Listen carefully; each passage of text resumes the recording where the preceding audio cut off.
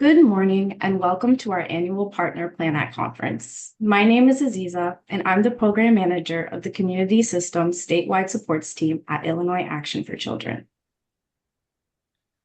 Buenos días a todos y gracias por estar aquí en la conferencia de Plan de Acción de los compañeros.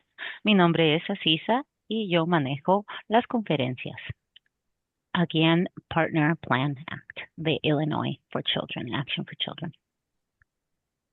We're excited to have you join us virtually and hope that over the next couple of days, you'll be able to make connections with others, learn new things, and reflect on centering community well-being in early childhood systems. Now that housekeeping is out of the way, we have our conference introductory remarks from our President and CEO of Illinois Action for Children, April Janney.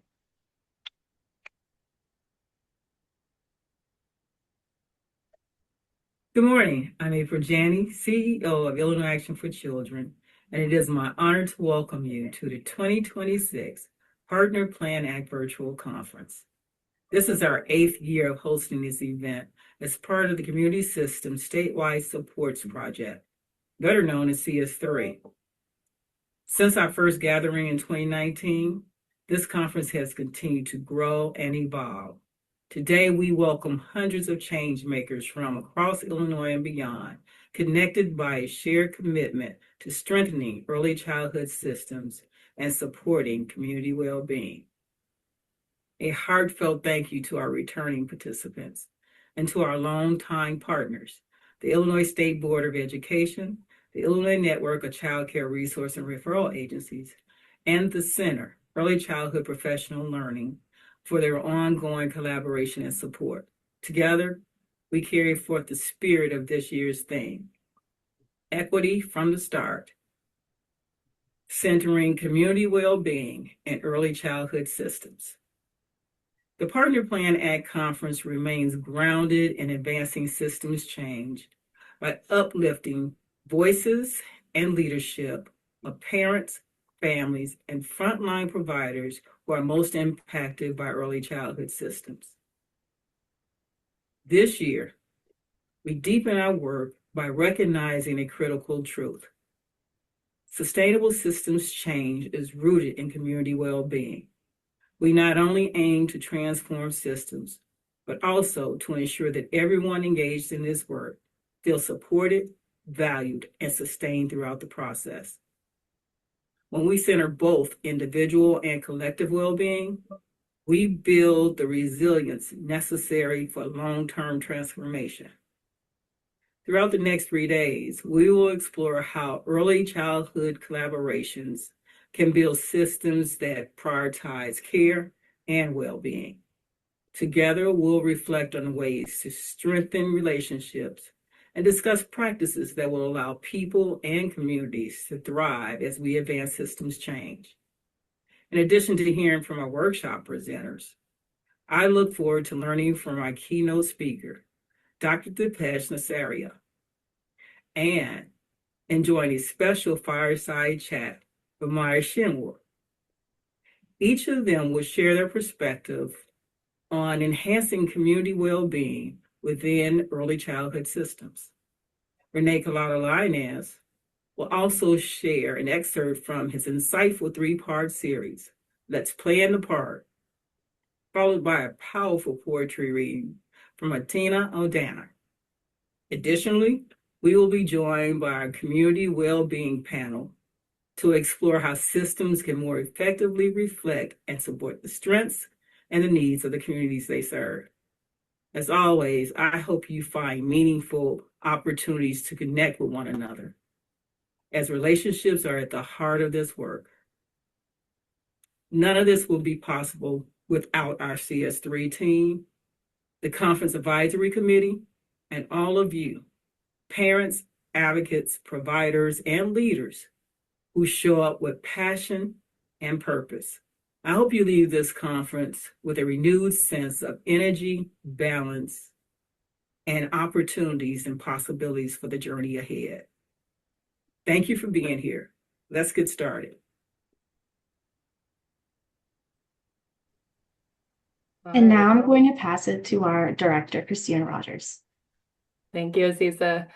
Hi, everyone. My name is Christina Rogers. I am the Director of Community Systems Statewide Supports, and I'm in my second month in the role. About 10 years ago, I helped launch the North Lawndale Collaboration, supporting families directly and seeing how often this system falls short was some of the most powerful education I've ever received. It gave me a front row seat to the challenges you, the providers, and the families you serve, navigate every day, and it shaped how I show up in this work. That perspective has only deepened. Today, I'm also the parent of two small children, 2 years old, 5 years old, and a neighbor deeply rooted in my local community, where we're lucky to have an incredible early childhood collaboration working so hard to make it easier for families. Hi, Oak Park. So whether serving on an elected board, canvassing for local issues, or doing school pickup, I live in the same web of relationships and systems that so many families navigate daily. That lens as a professional, community member, and parent keeps me grounded in what's at stake and why this work really matters. And this work can feel so impossible, and goodness knows it can feel that way in 2026, but I also know it becomes more manageable and more impactful when we support one another. And that is what our team is here to do. So a little bit about who we are and what we do. In February of 2018, Illinois Action for Children was awarded a grant through the Illinois State Board of Education to develop a statewide training and technical assistance system that builds the capacity of community collaborations to improve early childhood systems. The team responsible for providing the training and technical assistance is called Community Systems Statewide Supports, or CS3 for short.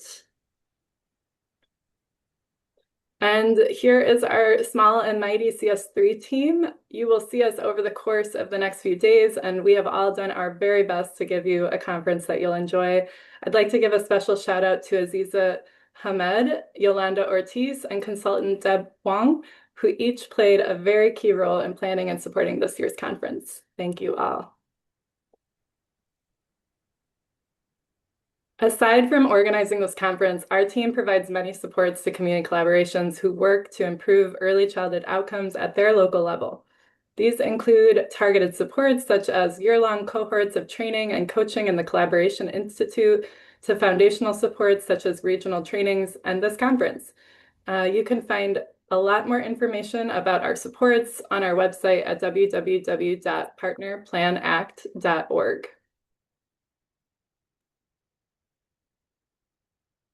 All right, and we are very excited to share these 3 days with you and hope you all feel really connected and re-energized by what we learned together.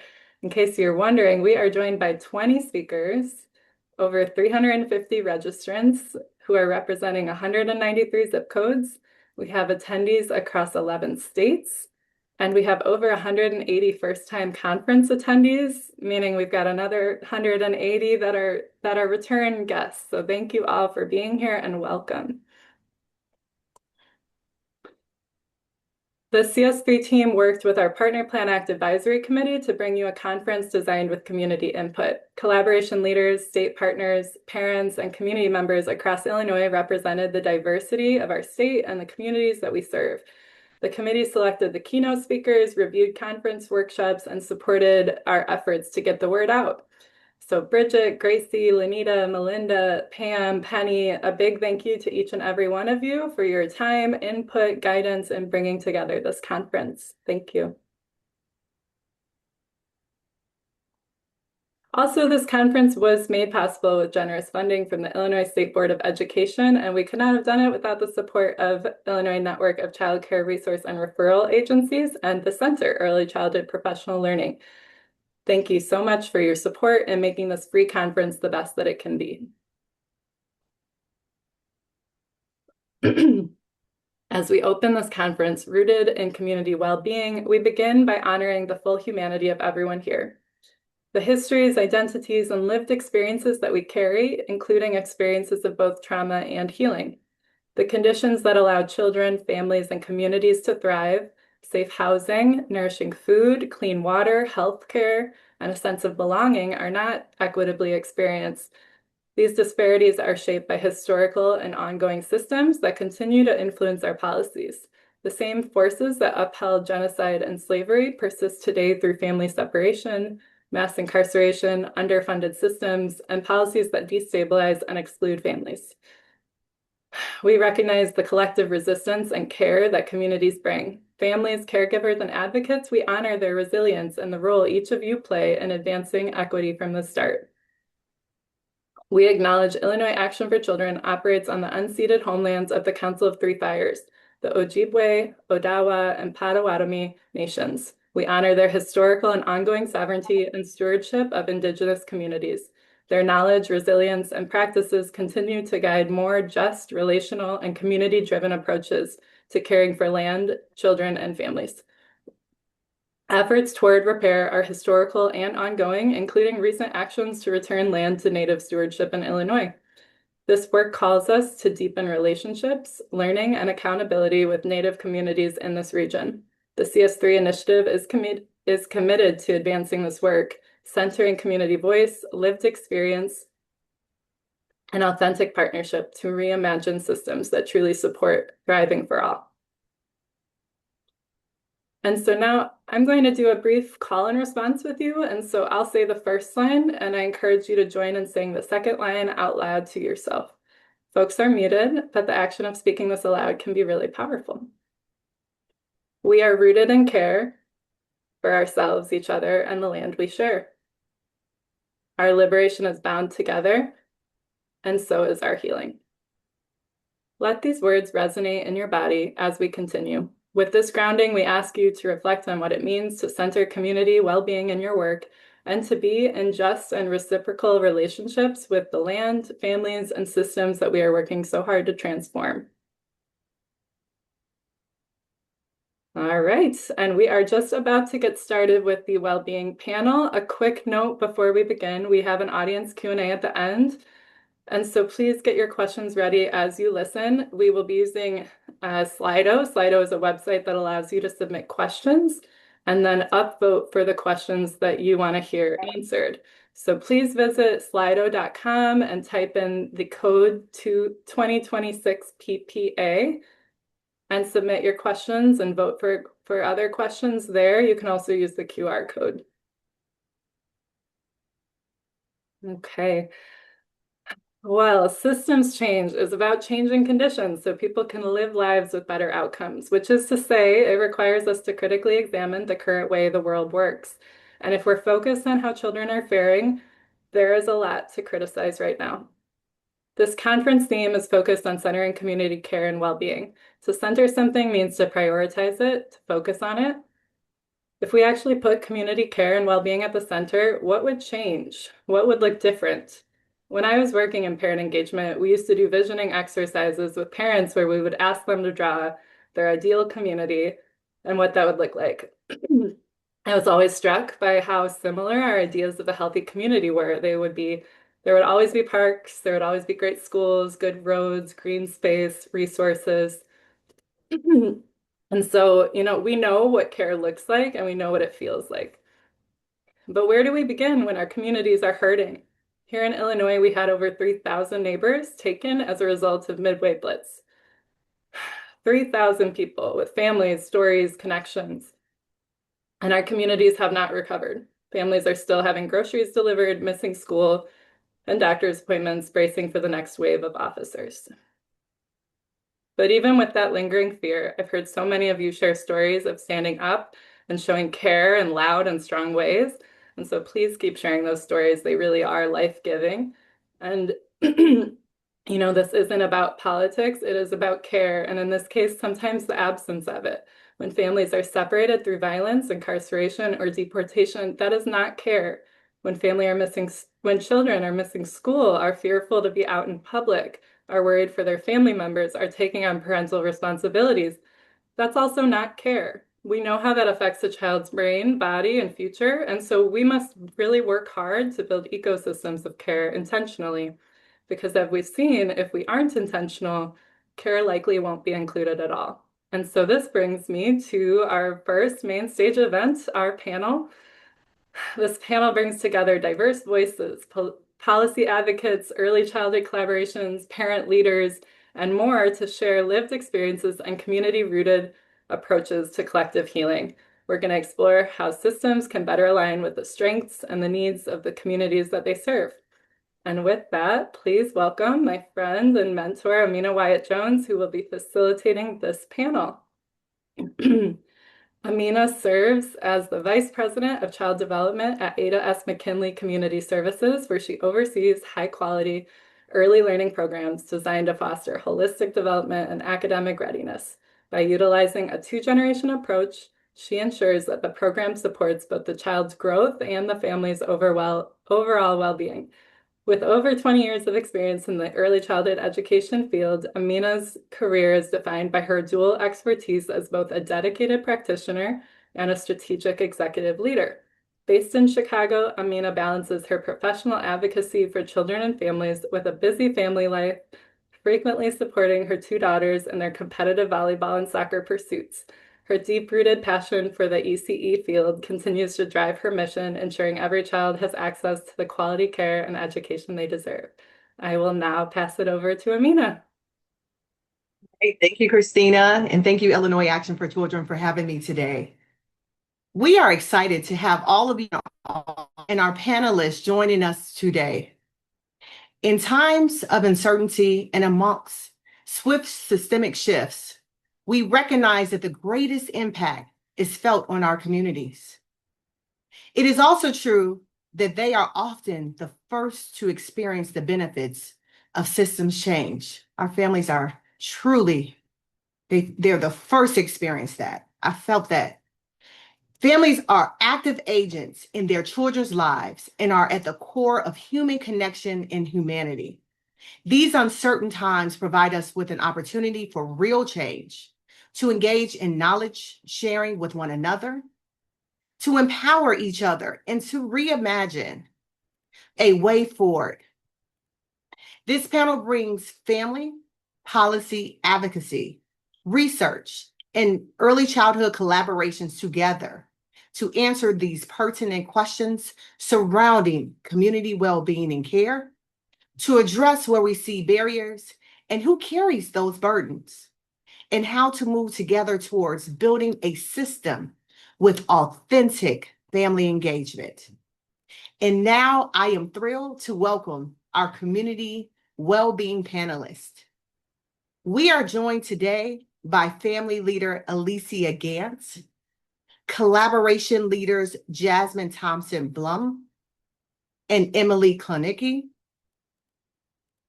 community leader Brian Herrera, advocacy leader Neoma Nagawata, and academic and researcher Dr. Megan Green. I will now pass it over to the panelists to further introduce themselves, starting with Alicia.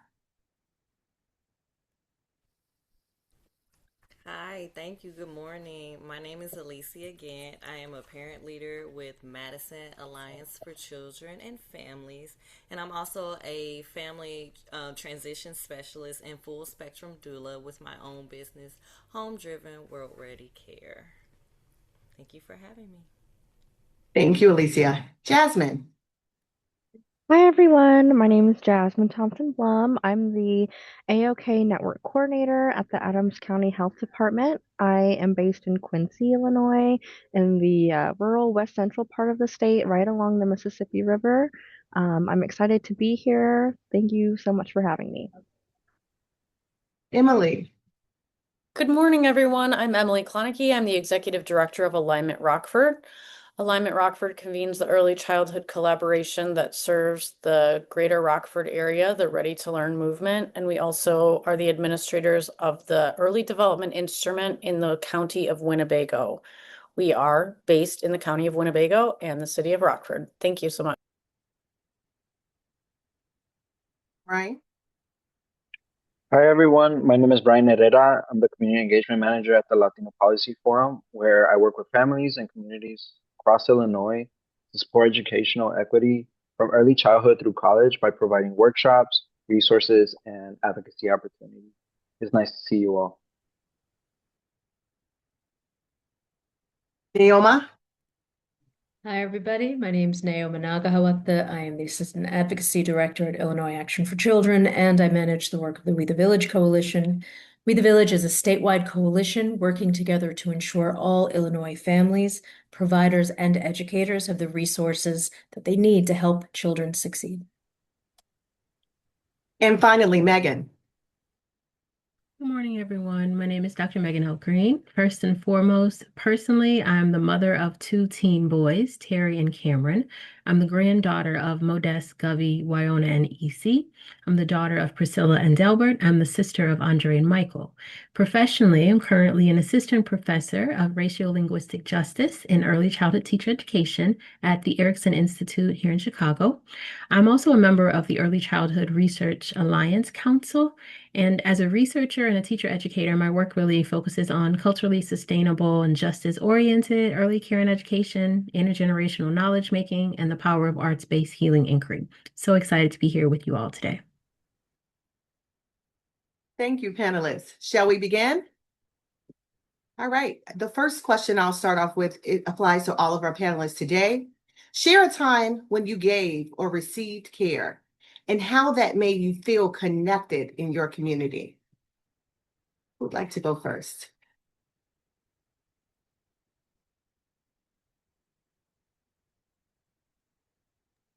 I can go.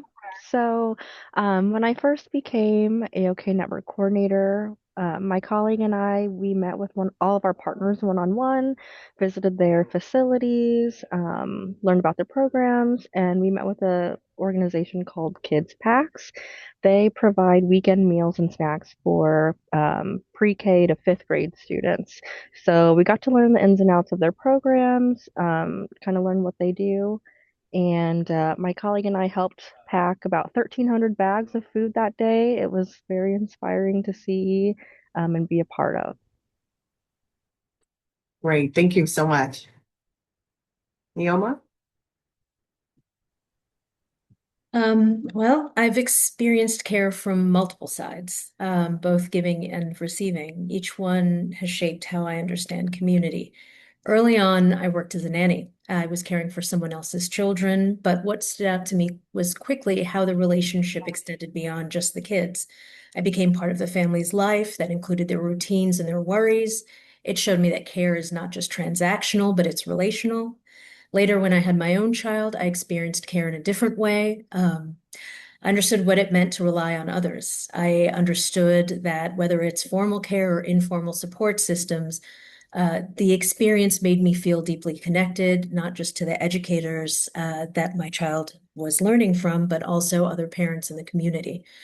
Across those experiences, I guess what stands out is care creates connection by necessity. It requires trust, vulnerability, shared responsibility. And when it works well, it reminds you that you're not doing things by yourself. It's a broader community that's holding you, even if you don't see it. Thank you. It truly affirms it takes a village. Right. Emily? Good morning. This question makes me think about COVID and the pandemic. At the time that COVID closed down the schools and closed down the communities, I was working at our local public library, and the way that we had to completely shift the way we were providing services to help people still connect to everything that we were doing, and really partnering up with all of the systems in the community to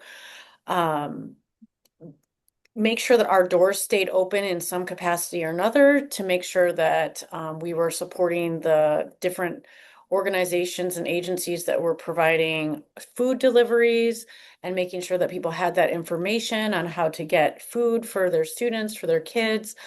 And then being able to pivot and bring things into the virtual space in a minute, and so that people could still stay connected and have these ways of sharing with each other. I think COVID was a big stress on everybody, and just seeing the way that systems, when there really was nothing to come in and rescue you, could pivot and work together to be able to provide an ecosystem of support and resourcing in an emergency, was inspiring, and inspires today what I think is possible with our work, because I think that we saw some great examples of care and that we can really continue on that path. Absolutely. Thank you. Brian? There has been many moments where I've seen the power of care, but I guess what stands out the most is when families feel heard, when someone listens to their concerns and validates their emotions, and that can really help reduce fear and anxiety. And I can say, like, being vulnerable and asking for help can cause a lot of anxiety and fear of rejection or fear of like asking that question. And so when people are able to speak up and get that support, it just creates a connection and trust. And it reminds us that we belong to something bigger than ourselves. And so being able, I've been in both ends as well, being able to receive support that has impacted my life and also being able to give support where I've been able to help many families, also empower them as well to see that there is, hope and light um, through that tunnel. So yeah. Thank you. I really love how you said there's power in care. Yeah, that is true. That is true. Who else? I think, Brian, something you said just struck me, this idea of the both and aspects of care. So when are those times when you were sitting on the receiving end? I think personally, moving from, my sons and I moved from North Texas to Chicago when I started at Erickson, and it was really my early childhood community. So my colleagues at Erickson, other early childhood colleagues just around who knew we were moving to Illinois, away from all other family and friends. And that sense of how you receive care, I think then impacts how you show that to others. So how can this be like a reciprocal process? So the care now that I received, I can give back to others, right? I can give it to my students, I can give it to my colleagues. And so I love that aspect of both sides of that. I received that, because it just makes me think about receiving care. And it's almost like a learning opportunity too, because sometimes you receive care so well, you say, well, maybe I need to do some more caring, And so I've had those experiences myself. So thank you for sharing that too. Is how you receive it is also sometimes teaches you how to also deliver care. Thank you. I was going to follow up with that. Dealing with trauma when it comes to my own children. I have a child that's neurodivergent, and so I didn't get the care that I feel like I should in my community, especially in early childhood education. Not necessarily just because the system wasn't right, but it was also some cultural bias. And so for me personally, when I give any advice, I listen first.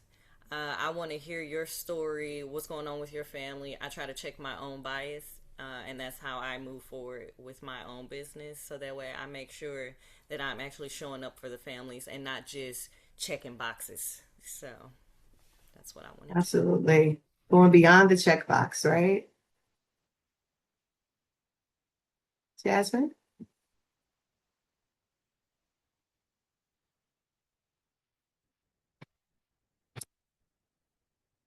Okay. Um, Anybody else that want to respond? And I'll move to the next one, just thinking about some challenges that we deal with as it relates to our rising needs. So what are current and rising needs that you are seeing amongst families in your communities, especially given current circumstances? I look to our community and family engagement leaders here today to answer this, and anyone else who wants to respond to this as well. Can I jump could in share. there. Oh, sorry. Go No, ahead, please Brian. go ahead. Okay.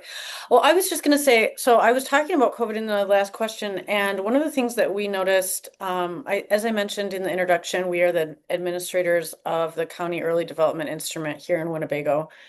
And so every 3 years, we do this survey that looks at the developmental readiness, the environmental factors, the community resilience of the neighborhoods or the census tracts in our survey canvas. And so we had a really interesting pre and post COVID data results that showed a decrease in vulnerability, which kind of speaks to what we talked about in that introduction. And now, after 3 more years since the 2022 survey, when we surveyed in 2025, we really saw a return to the same levels of vulnerability that we were seeing before. That little uptick that was a very big surprise for us in 2022. And so looking at that, we see that we still have a lot of work to do, and it helps us to understand how important these community systems aligning and really working together is.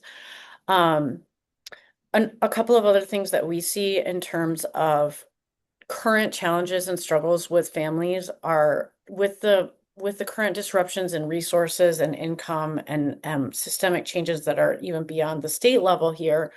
We're really seeing an uptick in housing cost burden, which also can be kind of a barometer for other social issues that you're going to see play out in the community. We will also see a lot of family mobility because of that issue and the rising cost of housing and just kind of the insecurity of the other social issues that are going on in the community and country right now.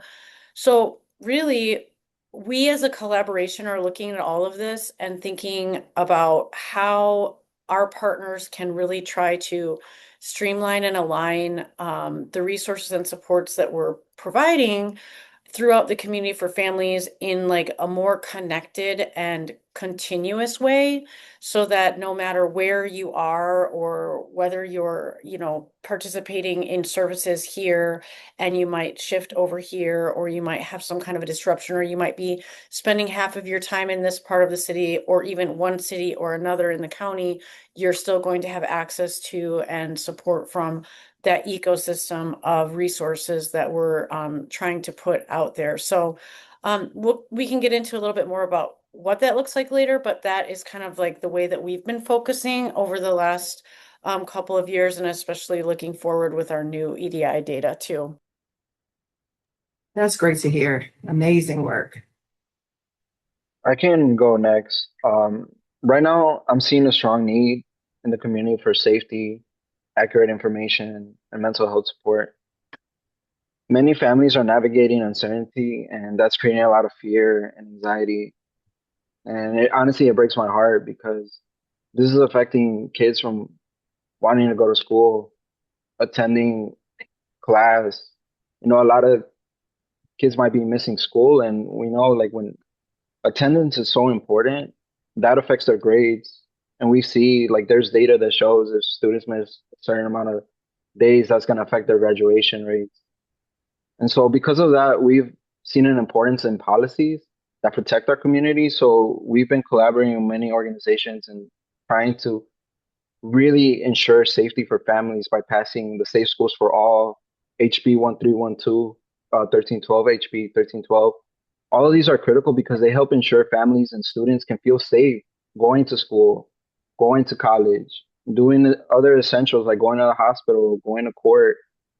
This is very important for our communities right now because, I mean, honestly, as a parent, it breaks my heart that a child is scared because they don't know if their parents will be home. So information is key. When we stay informed, an informed community is an empowered community. And so right now I'm just seeing the need for safety, information, and mental health support. Thank you, Brian. It makes me think about our school districts that push the important agenda of coming to school on a regular basis and the impacts of that, right? But then you start seeing the reverse happen if we don't have stronger policies in place. But thank you for sharing that. Thank you. It's almost like missing your favorite movie, right? Or your favorite sitcom. And then if you try to go back to it, you don't know where to go, right? So it's like a child coming back to school 2 weeks later, and they don't know where to start with. They don't know where to begin, right? They're lost. They're further behind their peers, and they may have a test that day. So I hear you loud and clear. Thank you, Jasmine. I'm sorry. Yeah. No, who is that? Yeah. Go ahead, Alicia. I just wanted to follow up to Emily talking about there's care needed in multiple places. So I see a lot of needs, especially in East St. Louis, where I'm from, of wraparound care. A lot of families are having trouble with workforce development, and then once they get it, just where do they send their children? There's a childcare desert currently in that area, along with the food desert. So, okay, even if you find that place, now I have to be able to find a place to feed my children, take them somewhere. It's just a constant need for wraparound care. And it's putting a mental strain on not just our caregivers, but our children. And there are extremely long wait lists for especially little children under 10 just trying to get some care, whether it be play therapy or group therapy. And that's a real struggle, which is just making a dysfunctional household, unfortunately. Sure. Thank you for those data points, Alicia. So, similar to Emily's process, in 2023, Adams County AOK launched the Community Assessment Planning and Action Process.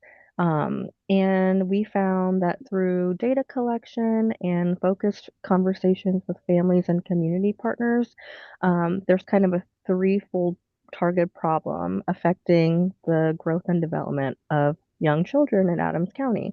So, first, we found that not all children are meeting benchmarks for kindergarten readiness measures when it comes to language and literacy. We also found that many moms are using harmful substances during pregnancy. And then lastly, we found that more and more families are experiencing food insecurity. And the last piece on families experiencing food insecurity, especially I've seen that just getting worse. As you all know, as the price of food, gas, other essentials have increased. Last fall during the SNAP benefit shutdown, our largest food pantry and soup kitchen, for the first time ever, were turning people away because they had the highest number of people seeking services that they've ever had, and their shelves were bare at one point. And as many of you know, if families don't have food, children can't learn. And food insecurity is a major issue that affects children's ability to thrive. So those are kind of the problems we're experiencing here in Adams County. Absolutely. Thank you. Thank you, Jasmine, for sharing that. It makes me think May 1st is when SNAP benefits, SNAP, all the new changes go into effect. So we talk about communities of care. It made me think about doing more within my community to better support some of the children and families that live there too, along with my professional community. Right. So I'm going to pivot a bit and move on to, so we talk about, sort of our challenges in care. What policy changes? What are some things in that policy space that we can be thinking about? So from a policy and advocacy and research perspective, what are the needs arising across the childhood communities throughout the states? So we heard a little bit from that, but we just really want to hear that from a policy, advocacy, and research standpoint. So I am leaning towards our policy and researcher, Dr. Green and Neoma. Share a little bit about that for me. Dr. Green, would you like to go first, or I'm happy Oh, to do Naomi, it? go. Yes. Okay, cool. From my perspective, the needs that we're seeing across early childhood communities in Illinois are both deeply interconnected and increasingly urgent. A short list. Firstly, there is a need for sustained, adequate investment that actually matches demand from the field. We continue to see strong interest in programs like childcare assistance, workforce supports, higher education pathways. For example, ECACE, the Early Childhood Access Consortium for Equity Scholarship, but funding levels are not keeping pace. This gap shows up in real ways. Families are unable to access care, educators are leaving the field, students are turned away from programs that are meant to build and expand the workforce. Secondly, we're seeing critical need for workforce stabilization and growth. The early childhood workforce is underpaid relative to its importance. That affects recruitment, retention, and overall program quality. Without addressing compensation and career pathways, the system cannot expand to meet family needs. Third, There's a significant need for system coordination and simplification. Families are navigating multiple programs across different agencies with different rules. We know fragmentation reduces access and effectiveness. Families need a system that's easier to understand and move through. Fourth, there's need for stronger data systems and transparency that actually inform decision-making. This includes disaggregated data, clear reporting, meaningful feedback loops, so communities can actually see how the input that they are continually asked to provide actually shapes policy. And finally, there's an ongoing need to center equity. This is not just framing, but in implementation. This is access, this is funding, this is engagement strategies, this is reaching across race, language, geography, and income, and status, residency status in a consistent and measurable way. When taken together, these needs point to a system that has a strong vision, but it still needs alignment between the reality that our communities live in, policy design, and resource allocation. Thank you so much. I really like how you said it needs to stay, we do have some of those investments, right? But sometimes they go away. How do we keep that on a continuum? How do we have a really strong structure for that? Thank you for drawing attention to that. Dr. Green? Yeah, so I really think, Naomi, you hit on all of the things that were coming up for me when Amina asked this question. I'm particularly thinking about how the impacts of funding cuts have kind of drawn us as researchers, right, towards more smaller foundation-based funding. And now the competition for those, it was already pretty high, but now the competition is even higher. So at Erickson, we have had a lot of success with private philanthropy and really having to seek, right, funding sources that are coming from private philanthropy places in order to fund scholarships for folks in the profession. Because as we all know, right, within early childhood spaces, we are in a low wage profession. And so asking folks to go and get, let's say, a credential or a license that isn't necessarily needed, because in my case, within Erickson's triple endorsement program, we are offering folks an opportunity to get the state's professional educator license with multiple endorsements around special education, early childhood education, and multilingual education. But it's not something that folks need, right, in order to do the work that they've probably already been doing. So how can we make sure that our workforce is prepared so that we're not necessarily seeing some of those gaps that Alicia was talking about, right? Where you're in a space where you're on a waiting list for early intervention services for who knows how long, because there's just no one in your community who can provide that service. Or there's no one in your community who speaks your language, right? Who can provide those services. So I think that's probably the biggest barrier that we're seeing from the research higher ed in is the funding that was once plentiful for workforce development is still kind of being stifled in a lot of ways. And unfortunately, some of the attacks around like anti-diversity, equity, and inclusion are really hurting our most marginalized communities, right? And we're seeing that in a very real way. Absolutely. When you talk about care, when you hear all these barriers, or you hear those long waiting lists, sometimes it's like, wake up, right? You just want a board to see all the families that are impacted, their names, say their names. Sometimes you just need to see it. I feel like more care need to make it more visible sometimes. I feel that. Thank you so much. All right. Anything else, panelists? Anything else on this front before I move into the next set of questions? All right. So in the middle of catastrophe, and I have to bring up one of our favorite, right? Grace Lee Boggs, okay? In the middle of catastrophe, in the middle of disaster, particularly people who have already suffered, see an opportunity to evolve to another stage of humanity. What are ways that you are seeing families most impacted during this time rise up and find innovative ways to connect and care for one another? We talked about the barriers. We talked about, I even just said, wake up. I'm listening to the great things, but how do families, there are some families navigating this and saying, not today.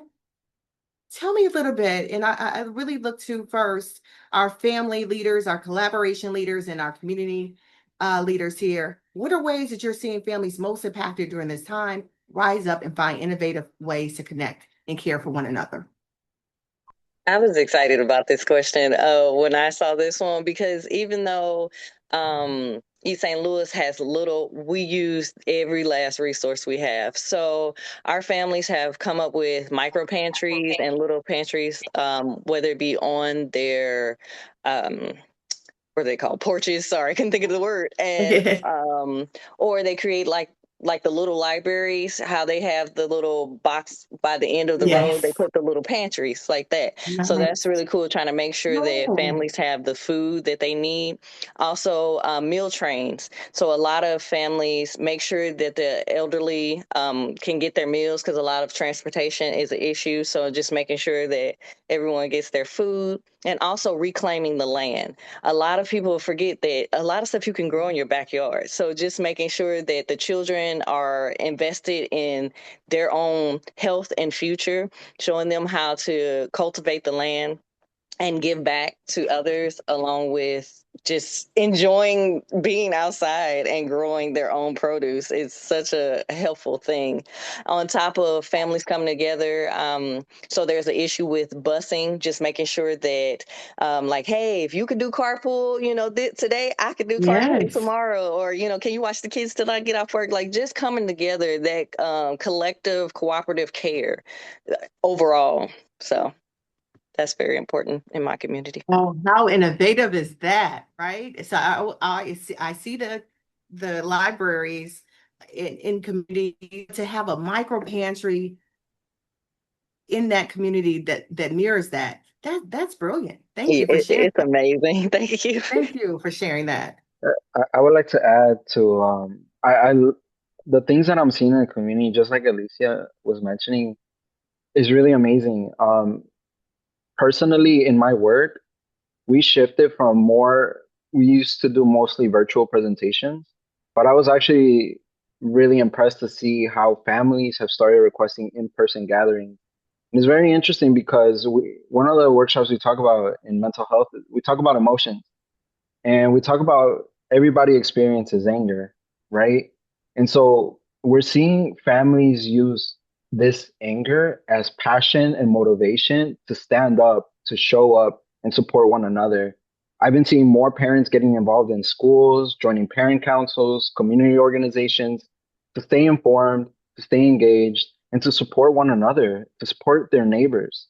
And so that was something that I really found like actually inspiring to see more families come together where they can heal, they can share, they can build trust. And that's where collective care can begin. Thank you. Yeah, in person can change a lot. You can feel people, right? You can feel the energy. You get hugs, right? That's care at its finest, right? Thank you for sharing that too. I'm happy to hear the parents are able to do that. I know some have issues, but I'm so happy to hear that happening. Okay, who else? Can I piggyback off of Brian real quick? So Absolutely. we're seeing a similar thing go on. I think, like, despite everything that's going on with the world, parents are still finding ways to gather and connect with one another, like maybe even now more than ever. We've been seeing an increase in parents providing like peer support to one another, kind of getting out from being isolated, really wanting to be in spaces together, shared spaces. For example, we finished Week of the Young Child a few weeks ago.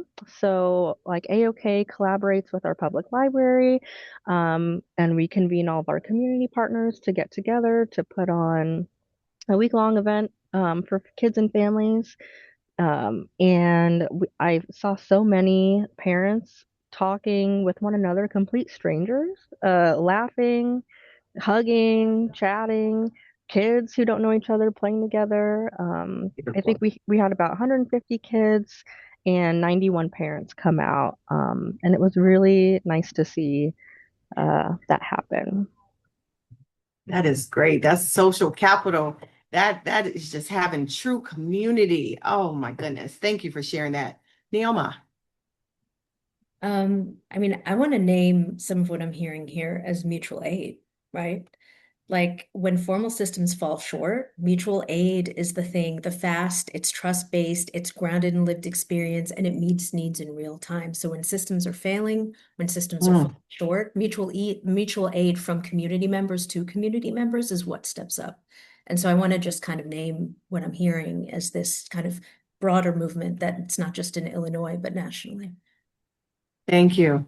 Thank you, Neoma. Yeah, I'm going to jump off of that, Naoma. Thank you. That was like perfect because that's what I'm observing too. I've seen a lot of the same trends that you're talking about there, and I wanted to highlight something that's happening in our community with our newcomer immigrant population, specifically the Swahili speaking refugees and resettlement families who are, it's a growing population here in our area. And we have seen a really exciting kind of collaboration around the needs of this community who have a lot of barriers and a lot of needs just happening right now, especially with the federal changes and things in their processing. And so it started with our schools. We have a school that we work with that 1/3 of their student population is Swahili speaking newcomers who have been in the country for less than 2 years. And that represents about almost 200 students in that school. So with that school, we have been working to bring their families together, bring their parents together. We have been working with community organizations, churches, and community centers who are also have like the same thing, these community-based parent-to-parent, individual-to-individual support systems that are providing basic resources, food, diapers, supplies to families that are coming in. This very like folksonomy kind of approach to finding the need and meeting the need within the community. And so they're starting to put those groups together and then bringing on other, sort of expected players like the people who are case managing, the service providers, and starting to have bigger conversations about what's happening and what can be done as the community has brought some really exciting things.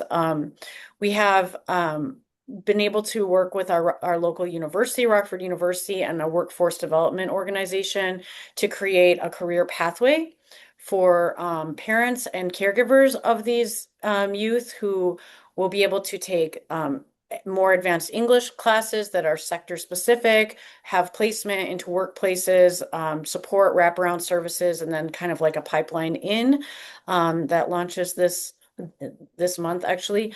And then also we have had our park district, who's been kind of a partner in all of this work as well, offer to do a full programming at that school that will serve students all summer long because the school is becoming kind of like a community center and a trusted place for families. And so 5 days a week, 6 hours a day, students will be able to go for no cost to a great high quality summer program all summer long. And you start to see this kind of cascading of, it starts with one small thing and then you start to just see the momentum build. And that's so exciting. And we have other examples of that here too, but that's one that I think just really stands out as an example of that. It's a great example. Thank you, Emily. Right. Hopefully everyone has gotten a chance to kind of hear some innovative ways that communities are coming together. So now, how can advocates and policymakers and state administrators support these efforts? Neoma? I offer Dr. Gree the opportunity to go first since I went first last time, but I'm happy to as well. You guys are so nice. I love it. Okay. So, at the basic level, I think support has to start with resourcing the system at the scale of community need. There's a huge disconnect at this juncture. We can't continue to rely on the resilience of families, of providers, without matching it with sustained public investment. especially in workforce compensation, especially in access to care, especially in education pipelines. We also need to move from one-time engagement to ongoing structured community voice and decision-making. This means building consistent feedback loops when communities can see other inputs used, as I've mentioned previously, compensating families and providers for their time and expertise, and embedding lived experience in how policies are designed and implemented. Also, I think there's a real opportunity right now to build a more coordinated and accessible system, especially with the transition to the new Department of Early Childhood. This includes aligning programs across agencies, simplifying family access services, using data systems not just for compliance, but to drive equitable decision-making. I also think we need to look at equity in implementation. I think that's extremely important. Intention's not enough. We're beyond that. I think we have to ensure language access across all materials and engagement spaces. I think we have to track who's being served and who isn't through disaggregated data. And I think we need to invest intentionally in communities that have been historically under-resourced. Finally, I think a lot of these solutions already exist in communities. I think our role as advocates, as policymakers, as administrators is to listen, is to resource, and is to remove barriers so these solutions can be enacted and scaled. Thank you. I think the only thing that I would add to that beautiful list would be the aspect of relationship building.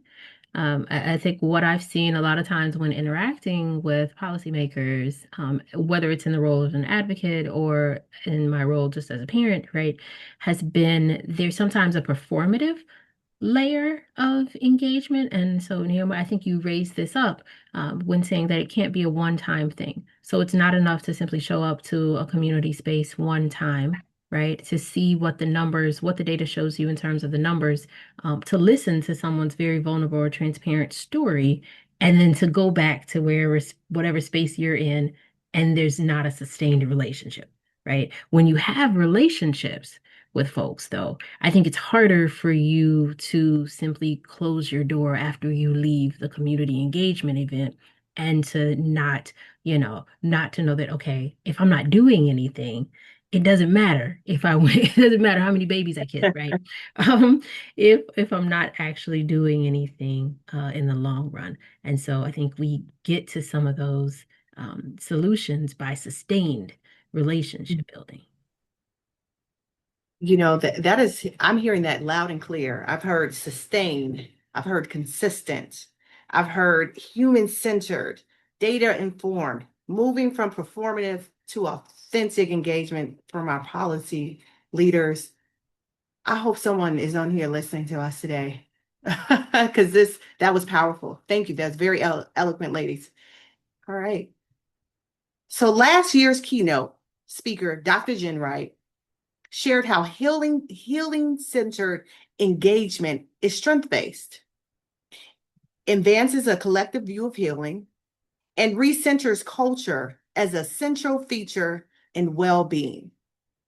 What are examples that you have seen during this time of how race, culture, language, and other aspects of identity are assets and resources for empowerment for early childhood families and communities?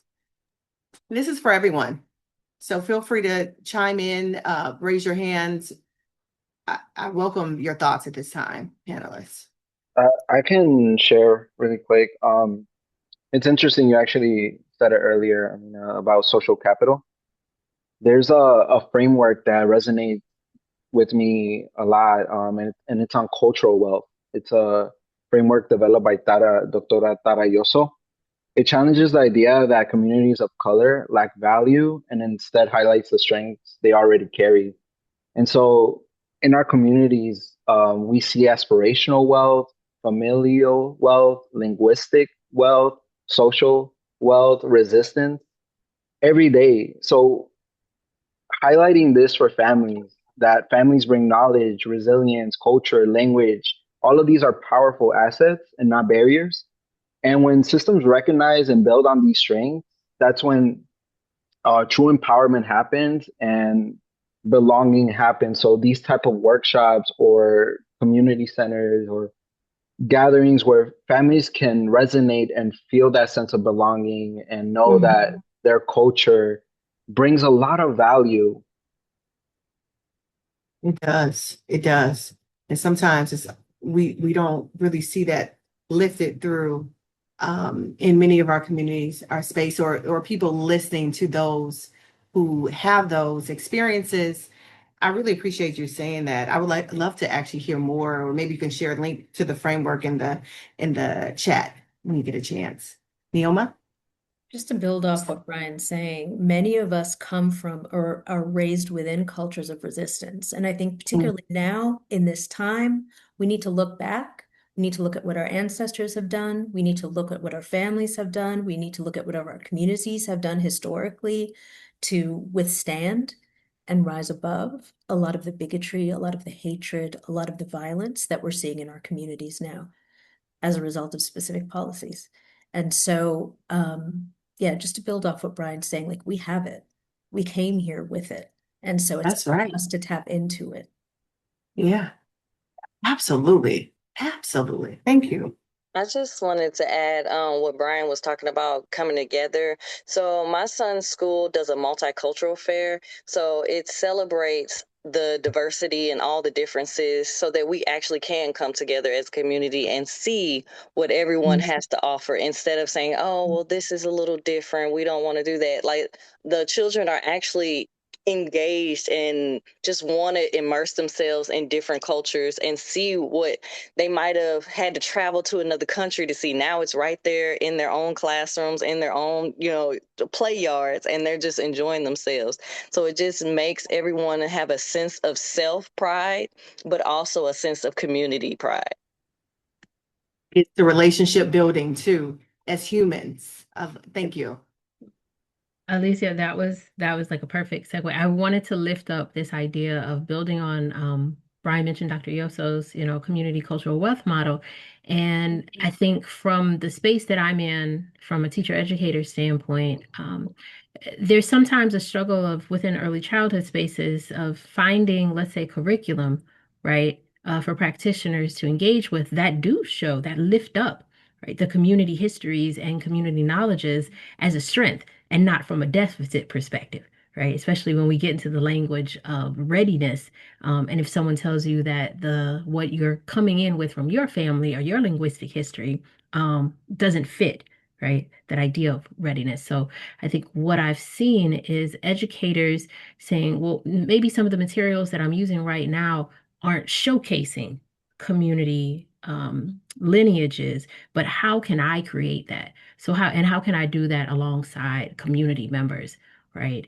To create early childhood curriculum that really is going to showcase the brilliance, specifically the brilliance, let's say, of marginalized communities who've been told that we are not enough. That's right. Thank you. And I'll jump in there after you, Dr. Green, because that right there, what you said, people being told they're not enough and having to adhere or fit into kind of the containerization of the way that the system expects everybody to move is something that we are working real hard to dismantle around here. I think we all are. And Dr. Ginwright actually is an inspiration for Alignment Rockford.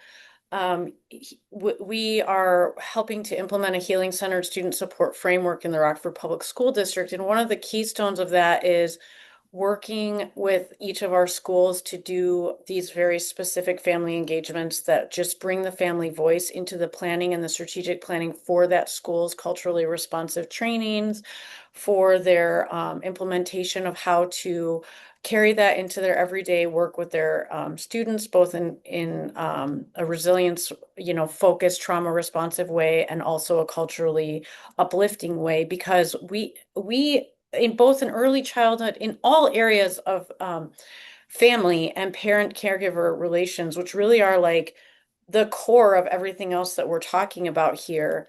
I think the strongest thing that we as people working in systems, we as partners who are engaged in this work, we as policymakers, however we fit into the story, we need to recognize that, first of all, parents and caregivers always want the best thing for their children and their families. And second, they are the experts in their own way of doing that.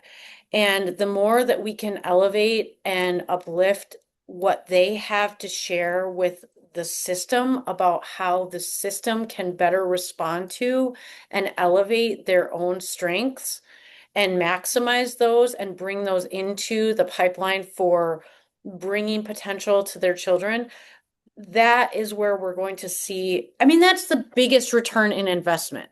And it costs nothing. It's just, it's like the easiest way to really change the outcome. Is empower the what you are already working with. You know, the strengths of the family, the strengths of the cultural approaches, the strengths of the generational approaches, you know, that is playing off of that, we believe is one of the strongest ways. Definitely is, Emily. Thank you. Yes. I'd like to kind of piggyback off of Emily. So, um, as a collaboration, we know and understand that the lived experiences of parents is crucial to systems change work. In AOK, we have parent ambassadors, and so they kind of come from all walks of life. They share their vulnerabilities and experiences with other parents to show them that they're not alone. And one example we have one parent bravely share her experience of being dismissed by um, ER staff right after she had a baby.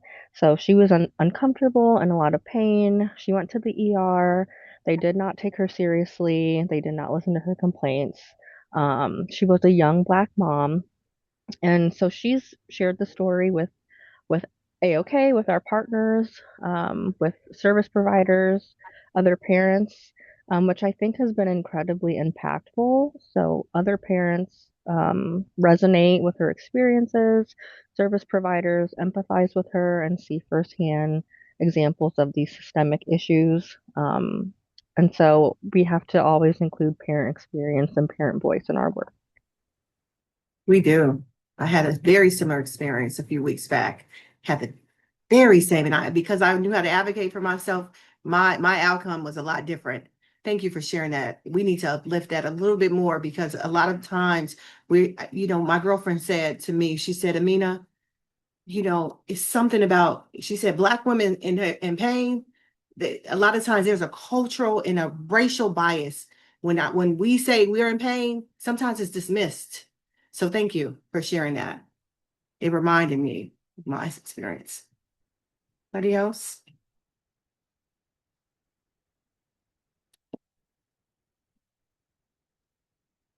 So Dr. Jen Wright, since we're in the same vein, she also stated how taking actions like advocating for policies can provide a sense of purpose, power, control, particularly for those most impacted by inequitable systems. So where are current opportunities for funders, advocates, policymakers, administrators to assist early childhood collaborations in supporting the overall well-being of families and for authentic family engagement?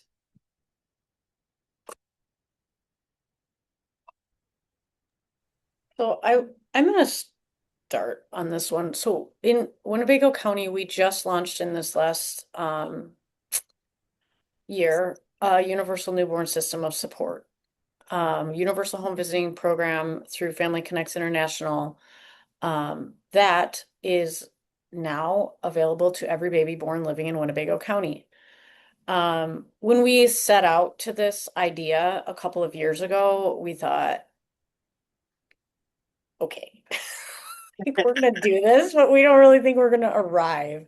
You know what I mean? It was like kind of a moonshot, and it had been like played with and tried several different times in our area, and I guess I want to encourage what our goal was to like throw open the front door to all of the ecosystem of services and support and just make everything available. And this is really a pipeline into more sustained, higher tier level of engagement for families. But that's what we saw as the biggest way to just really like open up the door and really make everyone aware of and open for the different kinds of strong supports that are available to families. What I want to tell everybody here is that it really wasn't that hard. It was a lot of work and it was a lot of community collaboration. We did a very community, crafted take on this. There was nobody that was like, hey, we're going to do it this way, we're going to do it that way. Every single decision made along the way was done by stakeholders in a group that involved all of these different components that we're talking about. But in the end, it's feasible. It's not that expensive. It's not that crazy. And so I just want to encourage everybody to look at your situation in your community and then with policies and funders, push into those things. But as in terms of collaborations, look at what is really the moonshot to make your situation really move ahead and pursue it. And if the funders and the partners can see that you have done your work and that you know what it requires, and then they can push into that work, that can be so powerful. So I just wanted to encourage everybody that, go for whatever is going to make it the best, and then bring your funders and policymakers on board with you. Absolutely. Thank you, Neoma. Just to piggyback on what Emily said, we know that when families are organized, when they're informed, when they're connected to each other, they're better able to advocate for their own needs and influence systems. Particularly in light of IDEC, I see that as a real opportunity. Our Illinois Department of Early Childhood, expected to launch in July of this year. I think there's a real opportunity there to kind of integrate, organize, inform, and support families with regard to advocacy, with regard to this new system that's currently being built. And I know that IDEC is putting emphasis on this, supporting and building this kind of infrastructure. So parent leadership development, peer networks, advocacy training. I think these things are critical to long-term well-being. Thank you for drawing attention to IDEC. It just makes me think, what are the specific aspirations during this time of transition to IDEC? Thanks for gleaning information on that. Anyone else? Yeah, as far as like authentic family engagement, like I previously mentioned, collaborations cannot do systems change work without the lived experiences of parents. So we need a way to bring parents to our events and meetings. And one way to do this is by providing meals and childcare. Like I've seen other organizations, other AOK partners do this in our community, and they have awesome attendance at their parent groups, and therefore they're able to build a rapport with parents and families. And that can go a long way. So if we want authentic family engagement, we need to be able to provide the things parents need to be fully present and to participate, and that includes food and childcare. It does. It does. Jasmine, you made me think about Yeah. something I wanted to offer for anyone who's engaged in any level of family engagement research, right? This idea of not going into community spaces with your hat of I am the expert and I'm going to figure out, right, what this community needs or what families in this space need. But really going in with a lens of humility. So that same thing of thinking about the community cultural wealth is also thinking about your own cultural humility, right? And how do you partner with communities in ways that really uplift the needs that the communities themselves are identifying, and not maybe what some of our agendas are, whether that's from a policymaker standpoint, an advocacy standpoint, or a researcher standpoint. I think someone mentioned on the panel this idea of deep listening, right? And what does it mean to listen alongside with communities and families? Thank you for that. That's authentic engagement, right? Oftentimes you talked about families. They are truly the experts in their communities and in their lives. So it's an interesting dichotomy. I share this with my team here. I said, let's look at parents almost like how we value consultants. Why are we doing this more across our state, across nationally, right? If we want real information, data, bring them in. Sometimes we may have to pay stipends to parents or pay them out. Pay our parents sometimes because it takes money to get to our meetings. I'm going to call it our meetings, right? But we sometimes want to know data on certain things. Let's value them just like we value our consultants. Put a line item in any of your budgets for our parents. Who'd like to go next? I'm gonna share something really quickly. There are real opportunities right now to invest in early childhood systems that can support the whole family. Right now, we're advocating for childcare, early intervention, home visiting programs, scholarships, early childhood block grant. And so, with that, I'm encouraging everyone to learn more about Early Childhood Advocacy Day that's happening in May 13th. Neoma and I will be hosting an Advocacy 101 training for families and providers that would be interested. I'm going to place that in the chat, but just wanted to share this information and resource for those who are interested in advocating and getting more involved and engaged. Thank you, Brian. It's powerful. It's so powerful. I've been through it too years back, but it really was the onset of me really raising my voice to level because I felt more confident in understanding my role and my voice regarding advocacy in my state. I mean, and just kind of following up what you were talking about with stipends, sometimes gas cards will just help parents. Like a lot of times, people don't realize gas is over $4. Yes. So a lot of times that can be a barrier for families. And so just making sure that they can actually get there. A lot of times, even if we think about, oh, well, let's just send them a ride. Well, if they have little ones, think about every time they get in a Lyft or an Uber, they have to have a car seat with them. So we kind of have to be thinking about, okay, is there a way we can kind of help them get there? Is there another family that's already traveling so that they can maybe leave the car seat in the car? Just trying to think of those inner workings that happen behind the scene for a family, because that can really hinder some people. I don't know if you know how heavy those car seats are, especially once they, get out of the little pumpkin seat.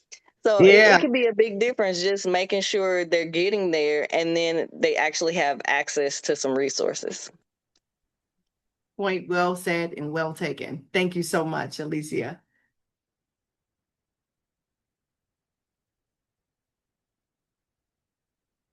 Well, nice segue into, and Alicia, this is for you. This question is for you here. In your direct work with families as a doula, how powerful a role that is as a doula. I wish I had a doula back in the day.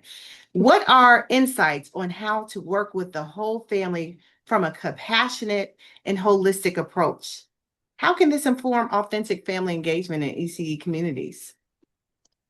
Nice. So working with families as a doula offered a front row view of how care, trust, and relationships shape not just a birth experience, but the entire family. You think about going into that with a birth, you say, oh, there's this person in the room, this person in the room. It takes a lot to bring that life out. Well, it doesn't stop right there. You need to continue it. It's a forever thing. That baby has to grow and mature into a little being, our little early childhood babies that we're going to love, into those stinking little cute toddlers, and on up to teens and into young adults. So we have to manifest that great environment for them from the womb on up. But first, it starts with not thinking of families as just a line item. As I said, checking the boxes. We have to make actual family engagement the top priority for ECE. We have to see families as a working system because everyone influences that child's life, their experiences, everything. They're going to mold that baby. We have to build a trusting relationship with our families. And in order for us to do that, we have to prioritize relationship building over immediate problem solving. So when we talked about that active listening, sometimes it's okay not to have a retort as soon as someone says something. Sometimes parents can figure it out themselves. They need to sit in that moment and just have you be present. That's very important. And for ECE, another thing that's very important, slow down on the pickups and drop offs. A lot of times we're just trying to rush and get through the system. Actually know that parent or caregiver by their name. That is very important. Don't just say Johnny's mom. Say, hi, Alicia, how are you doing today? Is there, how was Johnny's day? Is there anything that we can do to assist you? I actually feel like you all are a team. That's very important, whether it be from me on a doula standpoint or moving forward with families when they get into the ECE. And also just making sure that whoever, whether it be the teacher or anyone that comes in contact with that family, gets rid of those preconceived notions and biases. You really have to check those. A lot of times we don't even realize that we're doing it. And watching our facial expressions, because if we have not so nice face, and it might be your thinking face, but just making sure you're looking at yourself in the mirror and say, hey, do I look like I'm opening up to someone, I'm inviting and warm, so that a family feels like they can connect with you and actually trust. That's very important for early childhood. Oh, it's integral to early childhood. And that's the thing too, is making sure, our team, that should be part of professional development. Sometimes it's our body language, right? If you're going to be working with a family, you have to be doggone warm, right? I'm not going to trust anybody with a resting face, right? You all know. Exactly. But yeah, I know I took it there, but I like what you said, pick up and drop off, right? Slow down. But how many of our programs have actually advanced policies post-COVID, right? Because some of our programs are still behind the curve there. Yeah. Well, they still are implementing COVID related, policies. Open those doors, build relationships. I thank you. I can't underscore it enough. Thank you, Alicia, for bringing that to our attention. I appreciate it. All right. So Dr. Green, I'm coming over to you. In research on lived experiences of Black women in early childhood educators, your process involves feeling authentic and valuable, and you use a decolonized method. So powerful. Could you share more about this decolonized method? What does this process look like? How can ECE collaboration leaders apply a similar approach in engaging authentic family participation? So, Amina, I think that there's been such alignment on today's panel. Naoma mentioned earlier, how do we uplift and recognize the histories, right, that we all bring into rooms with us? And so my own background, I used to say third generation, but recently found out fifth generation educator.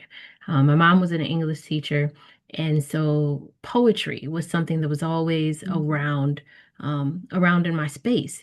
And that's the method. So it's a fancy title, but basically hosting these poetry writing workshops, right? And using that as a form of inquiry and using the power of poetry not only as a form of expression. We use poetry in these workshops to really process, right? And then that's how we get to the healing. And so I've facilitated these both with educators, but also with families and community members. And folks are really just looking for spaces to connect. And when they're in those spaces, to be heard, right? To be seen. And so the poetry writing has been a way that we've done that. Because you're not just asking folks to put their own lived experiences or their words down, but then when we share that, right, we tap into the histories that we have around oral storytelling traditions, right, in many of our communities. And how do we honor that in a way where folks are bringing themselves in authentically? They're able to use the power of emotions as a connecting place, and we don't devalue that. So that's really been the center at what an arts-based perspective as healing has looked like. That's wonderful. Thank you for sharing that. All right, so audience, we're down to our last two questions for our panelists. So this question is aimed at everyone on our call right now, particularly, well, all of our panelists on the call. So during times of crisis or exceptional challenges, the late activist and revolutionary Grace Lee Sparks has stated that these are also times to radically change the way we understand humanity and connection to one another. The act of creation is one of the ways where we can explore and reimagine the world. I don't know if you all felt that. I felt it. What are the ways that art or engaging your creative self, and Dr. Green, you alluded to that right before this, such as dancing, poetry, music, has played in your ability to imagine a new way of being, of connecting to others? I'll turn this over to all of our panelists.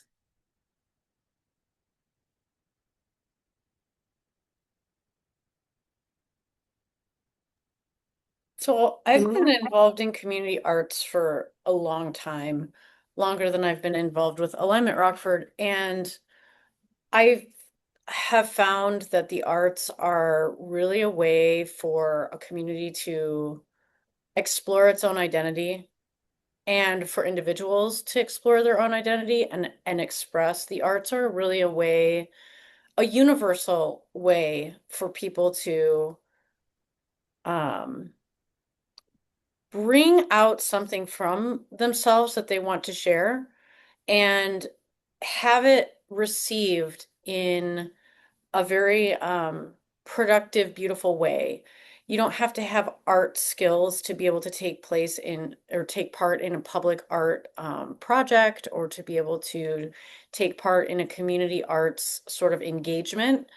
And that's very powerful for people who don't have a background in arts, or maybe don't feel that they're equipped to do a mural or they're equipped to do something, but they can take part in a project. And with community work, I found that it can be really instrumental in engaging conversation around topics that people might not want to talk about, but they feel a freedom when they're engaged in a new type of situation and they're having a little bit more freedom. It doesn't feel like a meeting, it doesn't feel like someone is interviewing them. You can have these very kind of off the cuff conversations about really important things when you have paintbrushes in people's hands and they already feel this power of adding to something bigger than themselves. So that's been my experience with the arts. And Thank you. Just kind of going off of what Emily is saying, sometimes it can just be therapeutic, being able to release that, whether that be on paper or through dance. Sometimes it brings out that ancestral inside, like just that energy to whatever you're doing, where you don't have to focus, as Emily said, like it's not structured. Sometimes it's just nice to let go and release. So it's freeing, right?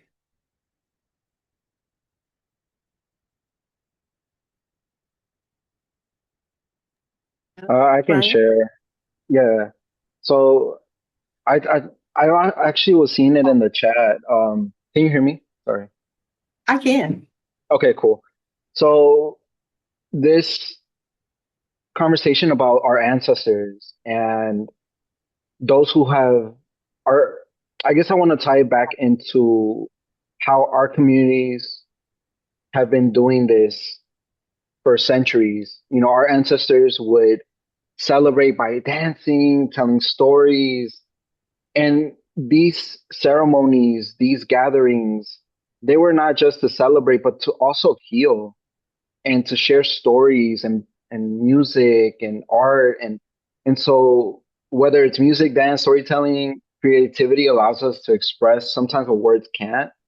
And so I always just think about, like, I imagine a circle of my ancestors, like starting that term that it's lit, because literally, like, there was like a fireplace going on, and so it was lit back then, and here we are carrying it. Okay, that was probably not funny, so I apologize. But yeah, that's what I think of. I love it. And it was lit back then. History needs to repeat itself in this space. right? They talk about history repeat itself, but I feel like we need to really, and Naoma alluded to this before, we really need to just dive a little bit deeper into our ancestral background and heritage and bring it back. Thank you.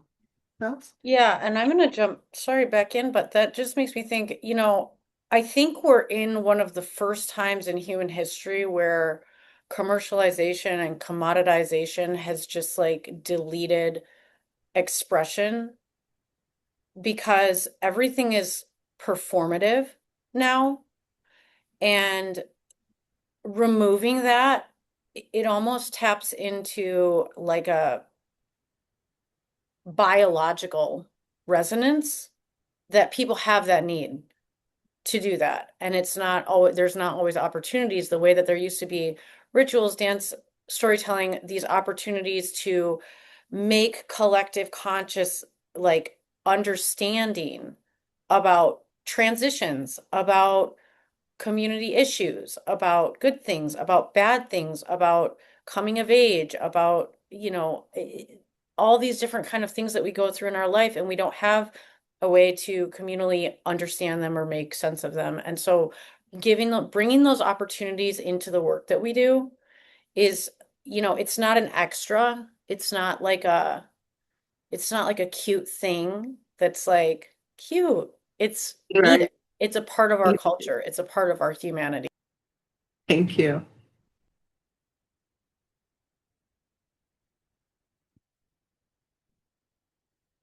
Anything else? So I am down to our last question, audience. And so one other quote from Grace Lee Boggs: "The only way to survive is to take care of each other." The only way to survive is to take care of each other. I always tell my kids, love yourself first, care for yourself first, and expand that to the world. You have to help and do your part in society. Any reactions to the quote from Grace Lee Boggs or last thoughts you'd like to share with our audience today? Again, the only way to survive is to take care of each other. Thoughts, panelists? So, as a parent perspective, we always hear it takes a village. Well, what if you don't have that village? You build it. You build it. That's what we're doing. I know that sounds crazy. A lot of times, as parents, we'll just come pick up our children and we want to go. No, sometimes we have to stop and engage. And if those opportunities don't present themselves, we make them ourselves. That's why in the Madison Alliance, family and children, we come together and we make that. So we check on each other. We make sure we have each other's numbers, emails. We celebrate birthdays together, whatever it takes. Hey, Johnny can't get picked up today because I got a flat tire. Oh, you got somebody on speed dial so that they can get it. We come together and make it a collective family unit that no matter what, we have our village together. That's what you got to do. We All need right, that support. we got to coin that phase, and we're playing all homage to you, Alicia. If you don't have a village, you build it. I felt Yes, that. ma'am. Oh, great. That's lovely. Thank you. It reminds me of a colleague at Illinois Act for Children, Rozelle Jones. She can do that very well. Thank you. Who'd like to go next? I can. So, it reminds me of another quote by Angela Davis that I love. I always think about it. She says, "It is in collectivities that we find reservoirs of hope and optimism."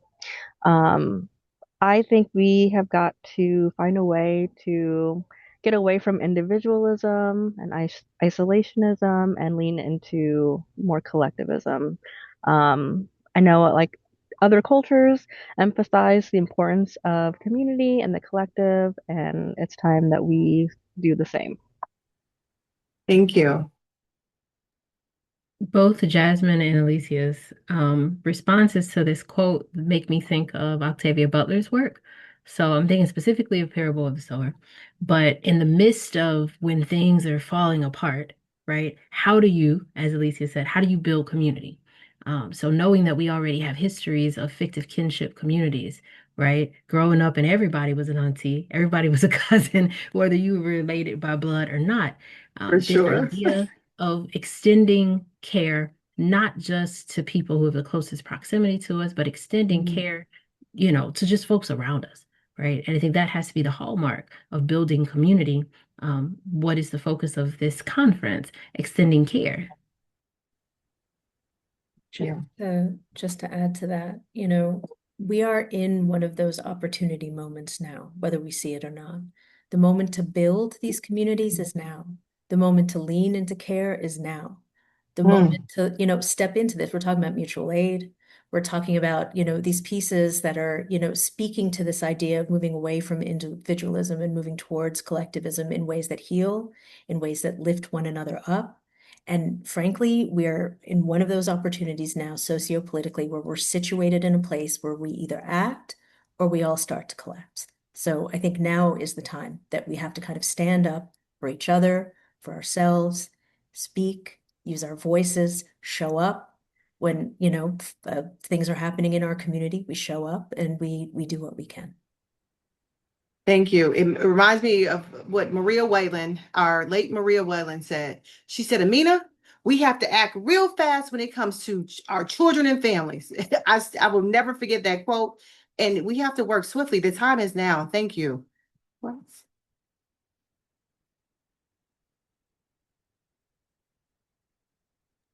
Okay. Well, thank you so much, panelists. Now we're going to proceed to the audience questions for the panelists. A reminder for our audience members, you can ask and vote on questions for our panelists using Slido, which is here on the screen. So the first question I have is, how do you think the new IDEC agency will help with this effort? How can we make sure voices are heard for IDEC as a super large agency?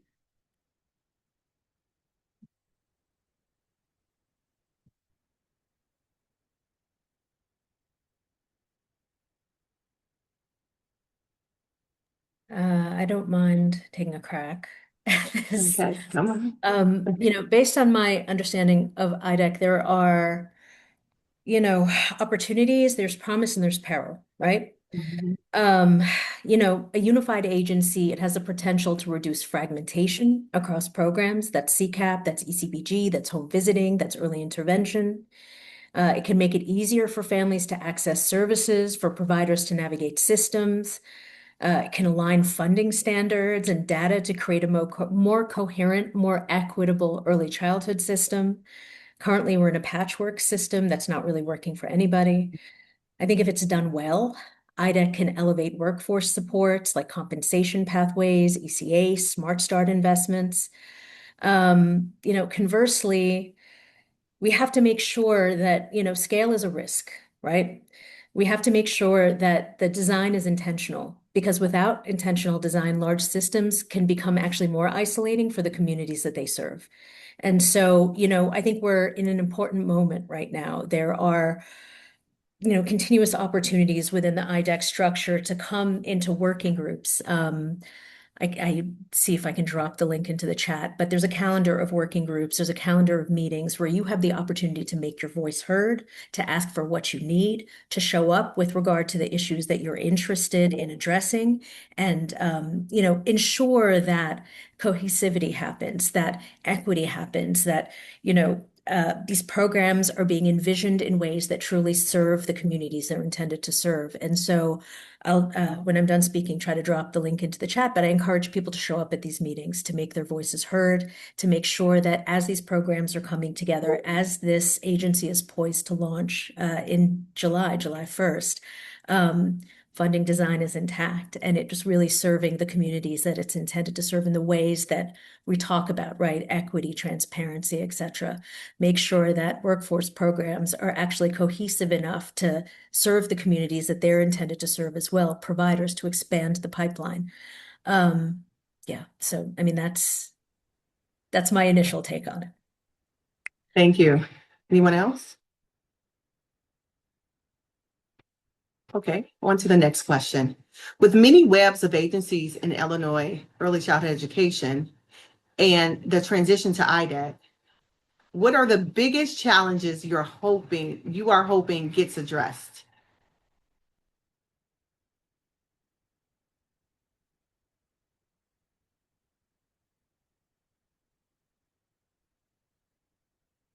And I'll repeat that too again.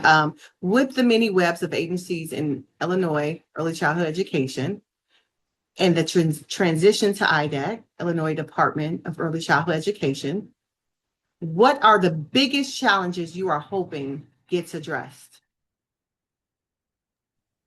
I'll briefly speak to that. I think one of the things, and so since I was new to Illinois in 2022, I came to Erickson and I actually participated in a qualitative study of the Early Learning Council back when we still had the GOECD, right? I think one of the things that came out of speaking to folks who were in that space was this idea of the centralization would create maybe or hopefully mechanisms where folks could speak to each other a little bit more clearly, right? Instead of like talking over each other or saying the same thing, but the message is not quite, reaching the parties that they needed to reach. So I think is, brilliantly pointed out, with centralization, we have our pros and our cons, but hopefully, I think that challenge gets addressed because that seemed to be a point of frustration for folks who had been involved within Illinois' early learning landscape for a while.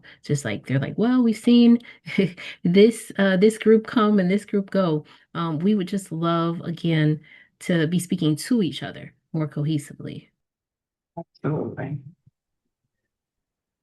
I'll say that I hope to see improvement in the early childhood care system, simplification in licensing, improved investment in professional development, pathways to livable wages for providers, increases in block grant funding so that we get the resources we need for our preschool for all programs, our early childhood programs in our public systems. There's a lot of opportunity there that I hope Yes. comes to fruition because there is a lot of need there. And I think that would really be instrumental in offering up a sort of ground to work off of in terms of improving outcomes for families and young children, if we could get those kind of big pieces in order. Thank you, Emily. So the third question, so this is aimed at really everyone. When working with families on policy advocacy, how do we engage them authentically beyond using their stories?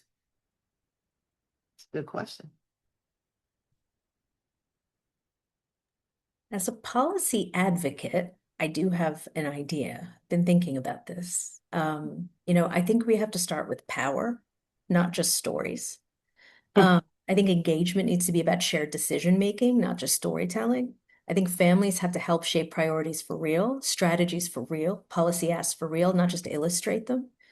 I think that's a place to start. Thank you. For me, it's looking at the bigger picture. A lot of times we are always closed off in our own little bubbles. Just look at your community, see what other people need. I think of a time when I went to Springfield a couple of months ago, and it was a bill. They're talking about getting a nest egg for mothers so that they have a little bit of a cushion while they're on maternity leave. And that way they don't have to rush back to work, which we know can be detrimental to the mother's mental health, the baby's mental health with anxiety. So for me, even though I'm done having kids, I went up there advocating for it because I'm like, man, that would have been nice for me. Like putting myself in someone else's shoes can actually help you want to help your community. Good point. I think it goes back to building that authentic family engagement within your collaboration or within your organization. So in AOK, I mentioned parent ambassadors. And in a nutshell, they are paid volunteers. They get a little bit of a stipend, but it's a way to bring parents to the table. Um, yes, they share their stories, but we involve them in processes like our community assessment process. When we create our strategic plans, we seek their input. Creating events, community events. It can start in small ways, but really bringing them to the table in like the little things that we do is a good start. Thank you. Hey, anybody else? Our next question is, this is very interesting. What is your feeling regarding multiple collaborations being funded to address the same needs like youth mental health and parent leadership? It creates duplication, competition for families, and takes focus away from those we serve.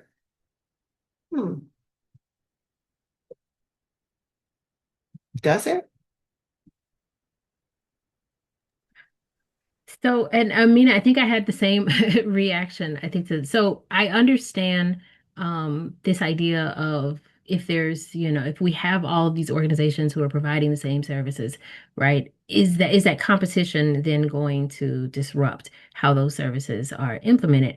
I think that becomes though more of like a management thing than having different, groups.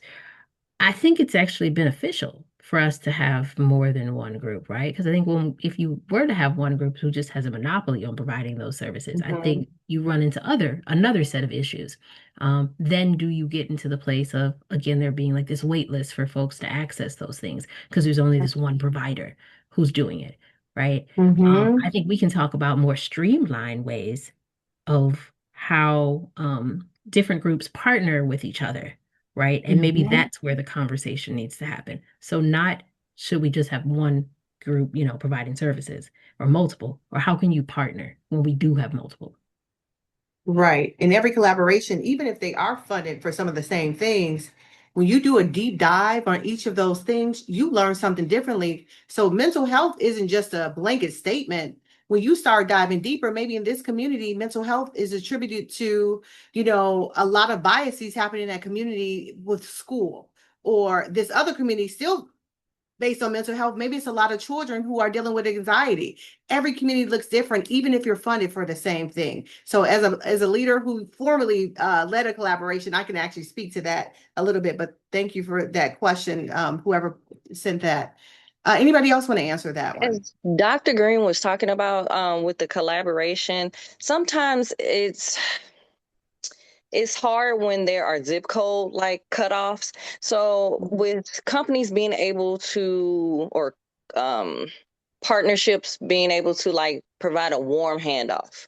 I'll say that instead of just saying, "Oh, I'm sorry, there's a wait list," and then it just stopped there for families, they'll lose hope, a lot of times. So just making sure that you can actually stick with that person and show that you have that compassion and that care, and then use your partnership to actually get them the services that they need. So actually, I mean, I think it's a good idea to have more than one provider for Absolutely. something. And that's called the no wrong door approach. You come to me, even if I can't service you, I'm going to give you a warm handoff somewhere. I'm not just going to leave you hanging.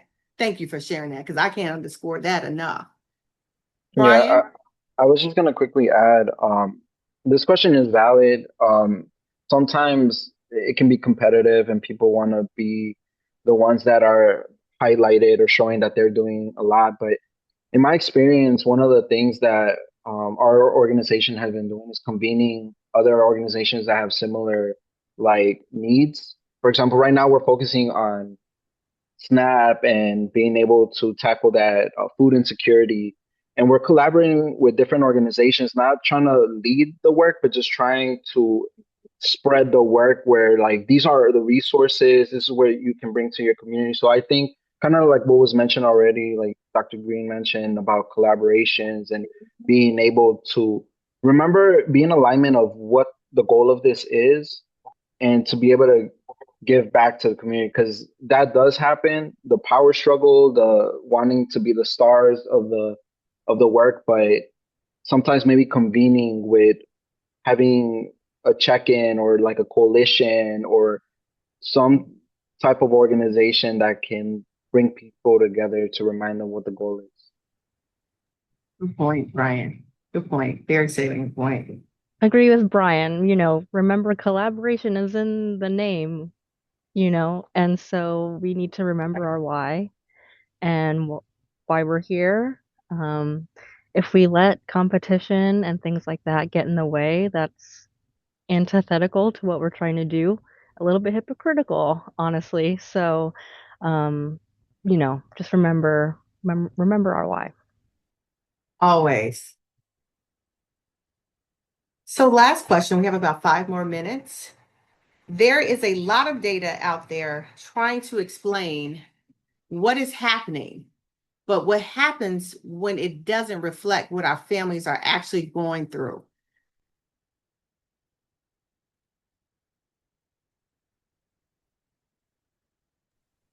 So, I mean, that's a broad question, right? There's a lot going on in a lot of different sectors. I do think qualitative data is helpful. Qualitative data is going into communities, talking to people, and collecting their lived experiences, right? And having that inform what we're talking about. So that there's a discrepancy between the two, personally, I tend to err towards the side of having qualitative data inform what I'm seeing with regard to numbers. Absolutely. Yeah, I'll jump in off of that, Naoma. We think data is a tool to start a conversation. It is not the conversation. When we do the early development instrument, we look into the maps and then we go around the community and start asking questions about what other people see, what's happening in your neighborhood, what's happening here, what is really creating this outcome or that outcome, or what are you seeing in the data?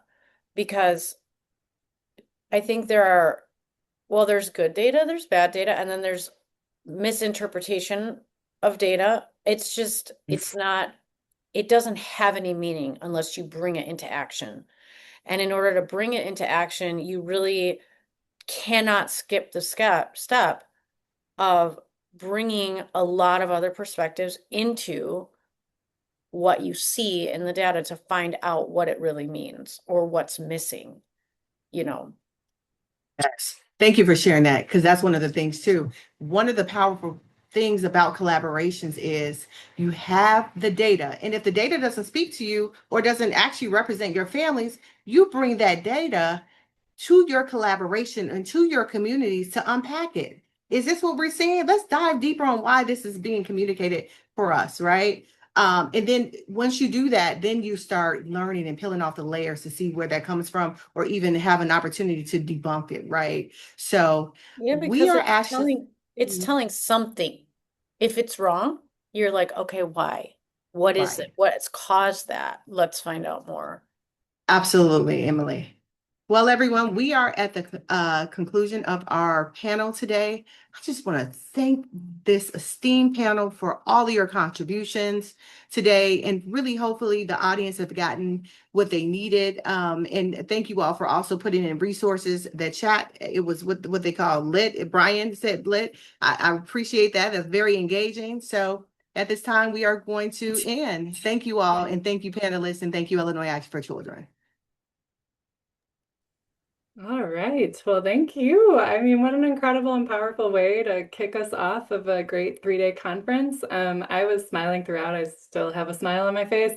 You all had such powerful conversations, such good stories to share. Like, I have a lot of notes, so I'm gonna probably call each of you and make a follow-up, because I think there's so much here that I want to keep talking about. So anyway, thank you for all the brilliance shared. Before we close, I want to highlight a couple upcoming opportunities from the CS3 team. So we have launched our request for supports for the Partner Plan Act Collaboration Institute. And we also have our request for support for the partner plan, or I'm sorry, the annual training needs assessment. So your feedback will shape future trainings, on-demand learning courses, and we do this annually to really help guide our work. So we hope you'll do that as well. We have a session starting in an hour, so we hope you'll check that out, but we'll catch you in future sessions. Have a good rest of your day, and don't forget to do the evaluation. Thank you. Thank you, everyone.